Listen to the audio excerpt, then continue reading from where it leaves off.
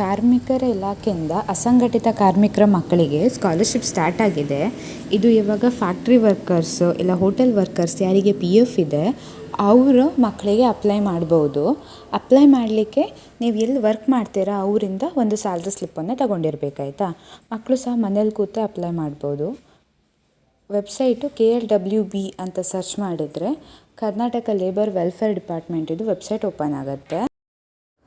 ಈ ವೆಬ್ಸೈಟ್ನಲ್ಲಿ ಅಸಂಘಟಿತ ಕಾರ್ಮಿಕರು ಯಾರೆಲ್ಲ ಇದ್ದೀರಾ ಎಲ್ಲರೂ ಅವ್ರ ಮಕ್ಕಳಿಗೆ ಸ್ಕಾಲರ್ಶಿಪ್ನ ಹಾಕ್ಬೋದು. ಇಲ್ಲಿ ಸ್ಕ್ರೋಲ್ ಡೌನ್ ಮಾಡಿದರೆ ಫಾರ್ ಎಜುಕೇಷ್ನಲ್ ಅಸಿಸ್ಟೆನ್ಸ್ ಅಂತ ಇದೆ ನೋಟಿಫಿಕೇಷನಲ್ಲಿ. ಅದರ ಮೇಲೆ ಕ್ಲಿಕ್ ಮಾಡಬೇಕು. ಆವಾಗ ಹೊಸ ಪೇಜ್ ಓಪನ್ ಆಗುತ್ತೆ. ಅದರಲ್ಲಿ ನೀವು ಆಲ್ರೆಡಿ ಲಾಸ್ಟ್ ಇಯರ್ ಹಾಕಿದರೆ ನೀವು ಲಾಗಿನ್ ಮಾಡ್ಬೋದು, ಇಲ್ಲ ಹೊಸ ರಿಜಿಸ್ಟ್ರೇಷನ್ ಮಾಡಬೇಕು. ಆದರೆ ನೆನ್ಪಿಟ್ಕೊಳ್ಳಿ, ಇಬ್ಬರು ಮಕ್ಕಳಿದ್ರೆ ಒಬ್ಬರು ಮಕ್ಕಳಿಗೆ ಮಾತ್ರ ಹಾಕಲಿಕ್ಕಾಗತ್ತೆ. ಇಬ್ಬರು ಮಕ್ಕಳಿಗೆ ಹಾಕಿದ್ರೆ ತಗೊಳ್ಳಲ್ಲ, ಅಂದರೆ ನೆಕ್ಸ್ಟ್ ಇಯರ್ ಇಬ್ಬರು ಮಕ್ಕಳಿಗೂ ಬರಲ್ಲ ಆ ರೀಸನಿಗೆ, ಆಯಿತಾ. ಸೊ ನೀವು ಹೊಸ ರಿಜಿಸ್ಟ್ರೇಷನ್ ಆದರೆ ಮೇಲೆ ಲಾಗಿನ್ ಹಾಗೂ ರಿಜಿಸ್ಟ್ರೇಷನ್ ಅಂತ ಇದೆ. ರಿಜಿಸ್ಟ್ರೇಷನ್ ಮೇಲೆ ಕ್ಲಿಕ್ ಮಾಡಿ. ಅಲ್ಲಿ ಕ್ಲಿಕ್ ಮಾಡಿದರೆ ಡೀಟೇಲ್ಸ್ ಫಿಲ್ ಮಾಡಲಿಕ್ಕೆ ಹೇಳುತ್ತೆ. ನಿಮ್ಮ name, email ID, phone number, ಆಮೇಲೆ ಪಾಸ್ವರ್ಡು ಯಾವ್ದು ಹಾಕ್ತೀರಾ ಮತ್ತು ಕನ್ಫರ್ಮ್ ಪಾಸ್ವರ್ಡ್ ಕೇಳುತ್ತೆ. ಸೊ ಪಾಸ್ವರ್ಡ್ ನಿಮ್ಮ ನೇಮು ಅಥವಾ ಹ್ಯಾಶ್ ಹಾಕಿ ಇಯರೋ ಏನಾದರೂ ಒಂದನ್ನು ಮೆನ್ಷನ್ ಮಾಡಿ. ಸೊ ಐ ಎಗ್ರಿ ಅಂತ I am not a robot ಅಂತ ಕೊಟ್ಟು ಆಮೇಲೆ ರಿಜಿಸ್ಟರ್ ಮಾಡಿ. ಆವಾಗ ಒಂದು OTP ಬರುತ್ತೆ ಫೋನ್ ನಂಬರಿಗೆ. ಸೊ ಆ OTPನ ಎಂಟರ್ ಮಾಡಿ. ಅದಾದಮೇಲೆ ರಿಜಿಸ್ಟರ್ ಆಗುತ್ತೆ. ರಿಜಿಸ್ಟರ್ ಆದಮೇಲೆ ನೆಕ್ಸ್ಟ್ ನೀವು ಲಾಗಿನ್ ಆಪ್ಷನ್ ತೊಗೊಂಡು ಯಾವ ಇಮೇಲ್ ID ಹಾಕಿದ್ದೀರಾ ಅದ್ರ ಥ್ರೂ ಮಾಡೋದಾದರೆ ಇಮೇಲ್ ID ಆಪ್ಷನ್ ತೊಗೊಳ್ಳಿ. ಇಲ್ಲಾಂದರೆ ಫೋನ್ ನಂಬರ್ ಹಾಕೋದಾದರೆ ಥ್ರೂ ಮೊಬೈಲ್ ನಂಬರ್ ಆಪ್ಷನ್ ತೊಗೊಳ್ಳಿ. ಸೊ ಅಲ್ಲಿ ಫೋನ್ ನಂಬರ್ ಹಾಕಿ ನೀವು ಆವಾಗ ಏನು ಪಾಸ್ವರ್ಡ್ ಸೆಟ್ ಮಾಡಿದ್ರಿ ಆ ಪಾಸ್ವರ್ಡನ್ನ ಹಾಕಿ I am not a robot ಅಂತ ಕೊಟ್ಟು ಲಾಗಿನ್ ಕೊಡಿ. ಒಂದು ವೇಳೆ ನೀವು ಪ್ರೀವಿಯಸ್ ಇಯರ್ ಹಾಕಿದ್ದು ಈ ಇಯರ್ ಹಾಕ್ತಿದ್ದೀರಾ, ನಿಮಗೆ ಹಳೆ ಪಾಸ್ವರ್ಡ್ ನೆನಪಿಲ್ಲ ಅಂತ ಹೇಳಿದರೆ ಅಲ್ಲಿ ಫೊಗೆಟ್ ಪಾಸ್ವರ್ಡ್ ಅಂತ ಆಪ್ಷನ್ ಇದೆ ಅಲ್ಲ, ಅದ್ರ ಮೇಲೆ ಟಿಕ್ ಮಾಡಿ. ಒಂದು ವೇಳೆ ಅಲ್ಲಿ ನಿಮ್ಮದು ಫೋನ್ ನಂಬರ್ ಕೇಳುತ್ತೆ, ನಿಮ್ಮ ಫೋನ್ ನಂಬರ್ ಹಾಕಿ, ಫೋನಿಗೊಂದು OTP ಬರುತ್ತೆ, OTPನ ಹಾಕಿ ಅದಾದಮೇಲೆ ನ್ಯೂ ಪಾಸ್ವರ್ಡನ್ನ ಸೆಟ್ ಮಾಡಲಿಕ್ಕೆ ಹೇಳುತ್ತೆ. ಸೊ ಅಲ್ಲಿ ನಿಮಗೆ ಯಾವ ಪಾಸ್ವರ್ಡ್ ಬೇಕು ಆ ಪಾಸ್ವರ್ಡನ್ನ ಸೆಟ್ ಮಾಡಿ. ಅದಾದಮೇಲೆ ಪುನಃ ಈ ವೆಬ್ಸೈಟಿಗೆ ಬಂದು ನಿಮ್ಮ ಫೋನ್ ನಂಬರು ಅವ್ರ ಮೇಲ್ ID ಯಾವ್ದು ಬೇಕು ಅದು ಹಾಕಿ ಪಾಸ್ವರ್ಡ್ ಹಾಕಿ ಐ ಆಮ್ ನಾಟ್ ರೋಬೋಟ್ ಅಂತ ಕ್ಲಿಕ್ ಕೊಟ್ಟು ಅಲ್ಲಿ ಏನು ಕ್ಯಾಪ್ಚರ್ ಕೇಳುತ್ತೆ ಅದನ್ನು ಚಾಯ್ಸ್ ಮಾಡಿ ಲಾಗಿನ್ ಮಾಡ್ಬೋದು, ಆಯಿತಾ.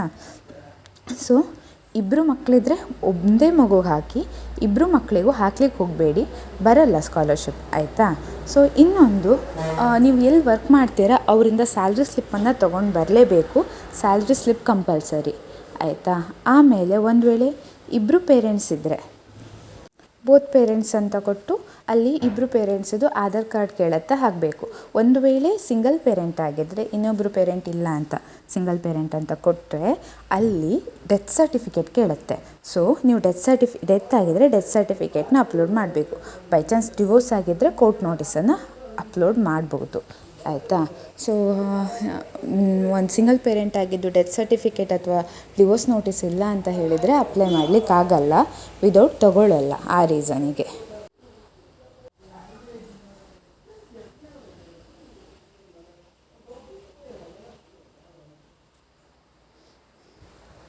ಇದಕ್ಕೆ ಪೇರೆಂಟ್ಸಿದು ಆಧಾರ್ ಕಾರ್ಡು, ನಿಮ್ಮದು ಆಧಾರ್ ಕಾರ್ಡು, SC ST ಆಗಿದ್ದರೆ ಮಾತ್ರ ಕಾಸ್ಟ್ ಇನ್ಕಮ್ ಕೇಳುತ್ತೆ. SC ST ಅಲ್ಲ ಅಂತ ಹೇಳಿದರೆ ಕಾಸ್ಟ್ ಇನ್ಕಮ್ ಇದರಲ್ಲಿ ಕೇಳಲ್ಲ. ಸೊ OBC ಆಗಲಿ ಬೇರೆ ಯಾವುದಾದ್ರೂ ಕಾಸ್ಟ್ ಆಗಿದ್ದರೆ. ಅದಾದಮೇಲೆ ನಿಮ್ಮದು ಆಧಾರ್ ಕಾರ್ಡ್ ಬೇಕು, ಪೇರೆಂಟ್ಸ್ ಆಧಾರ್ ಕಾರ್ಡು, ಆಮೇಲೆ ನಿಮ್ಮದು ಬ್ಯಾಂಕ್ ಪಾಸ್ಬುಕ್ ಬೇಕು. ಪೇರೆಂಟ್ಸಿದು ಹಾಕ್ಬೋದು, ಸ್ಟೂಡೆಂಟಿದು ಹಾಕ್ಬೋದು, ಬಟ್ ಸ್ಟೂಡೆಂಟಿದು ಹಾಕಿದರೆ ಬೆಟರ್. ಆ್ಯಂಡ್ ಎಲ್ಲಿ ವರ್ಕ್ ಮಾಡ್ತಿದ್ದಾರೆ ಅವರಿಂದ ಸ್ಯಾಲ್ರಿ ಸ್ಲಿಪ್ ಏನು ಲಾಸ್ಟ್ ಮಂತಿದೆ.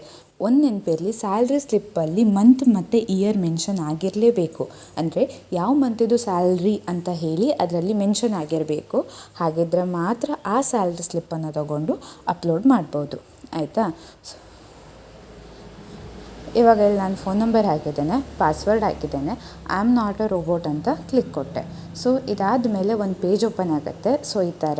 ಸೊ ಇಲ್ಲಿ ಕ್ರಾಸ್ ವಾಕ್ ಕೇಳ್ತಿದೆ. ಕ್ರಾಸ್ ವಾಕು ಅಲ್ಲಿ ಬ್ಯಾಕಲ್ಲಿ ತೋರ್ತಿದೆ ಅಲ್ಲ, ಅದೆಲ್ಲ ಯಾವ ಕ್ರಾಸ್ ವಾಕ್ ಎಲ್ಲ ತೋರ್ತಾ ಇದೆ ಅದೆಲ್ಲವನ್ನು ಟಿಕ್ ಮಾಡಬೇಕು. 2 3 ಬೇಸಿಕ್ಕಾಗಿ ನಾರ್ಮಲಿ 4 ಟಿಕ್ ಮಾಡಬೇಕು. ಸೊ 4 ಟಿಕ್ ಮಾಡಿ. ಸೊ ವೆರಿಫೈ ಅಂತ ಕೆಳಗೆ ಆಪ್ಷನ್ ಇದೆ ಅಲ್ಲ, ಆ ವೆರಿಫೈ ಮೇಲೆ ಕ್ಲಿಕ್ ಮಾಡಿ. ಅದಾದಮೇಲೆ ವೆರಿಫೈ ಆಗುತ್ತೆ. ವೆರಿಫೈ ಆಗಿ ನಿಮ್ಮ ಅಕೌಂಟಿಗೆ ಲಾಗಿನ್ ಆಗುತ್ತೆ. ಆಯಿತಾ?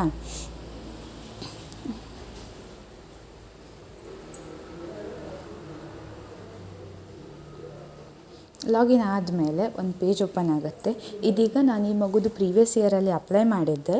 ಸೊ ಅದು ಡ್ಯಾಶ್ಬೋರ್ಡಲ್ಲಿ ತೋರಿಸ್ತಾ ಇದೆ total application 1. So amount sanction ಆಗಿದ್ದು 6,000 ಅಂತೇಳಿ. ಲಾಸ್ಟ್ ಇಯರ್ 8ನೇ ಕ್ಲಾಸ್ ಇತ್ತು. ಸೊ 6,000 ಸ್ಯಾಂಕ್ಷನ್ ಆಗಿದೆ. ಇವಾಗ ನೆಕ್ಸ್ಟ್ ನೀವು ಅಪ್ಲೈ ಮಾಡೋದಾದರೆ ಅಲ್ಲಿ ಅಪ್ಲೈ ಆನ್ಲೈನ್ ಅಂತ ಗ್ರೀನಲ್ಲಿದೆ ಅಲ್ಲ, ಅದ್ರ ಮೇಲೆ ಕ್ಲಿಕ್ ಮಾಡಿ ಅಪ್ಲೈ ಮಾಡ್ಬೋದು. ಇಲ್ಲ ನಿಮಗೆ ಅಪ್ಲಿಕೇಶನ್ ಹಿಸ್ಟ್ರಿ ನೋಡಬೇಕಿದ್ರೆ ಸೊ ಇಲ್ಲಿ ಆಚೆ ಸೈಡು ಆಪ್ಷನ್ ಇದೆ 3 ಲೈನ್ಸಲ್ಲಿ, ಅಲ್ಲಿ ನೋಡ್ಬೋದು.